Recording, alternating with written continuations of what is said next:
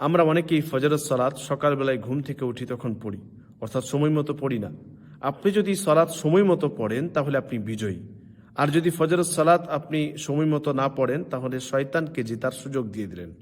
আল্লাহ রসুল সাল্লাহ আলহি ওয়াসাল্লাম তিনি বলছেন, যে হাদিসটি সহিহ বুখারী এবং সহিহ মুসলিমে রয়েছে, মানুষ যখন ঘুমাতে যায় তখন শয়তান তার মাথার পিছনে 3টি গিঁঠ বেঁধে দেয় এবং শয়তান প্রত্যেকটি গিঁঠে সে আঘাত করে এবং বলে, আলাইকা লাইলুন তাবিল ফারকুদ, এখন লম্বা রাত, রাত এখন অনেক লম্বা, তুমি ঘুমাও।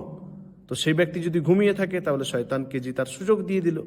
কিন্তু যদি সে ব্যক্তি উঠে যায় এবং আল্লাহ তাআলাকে স্মরণ করে, অর্থাৎ ঘুম থেকে উঠার দোয়া পড়ে এবং উজু করে মসজিদে এসে সালাত আদায় করে, তাহলে সেই ব্যক্তি জিতে গেল, সে ব্যক্তি বিজয়ী হয়ে গেল এবং সেই ব্যক্তি খুব সুন্দর সকাল করলো। আমরা অনেকেই আছি যারা 4 ওয়াক্তের সালাত তো সময় মতো পড়ি, কিন্তু ফজরের সালাত আবার সকালবেলায় পড়ি।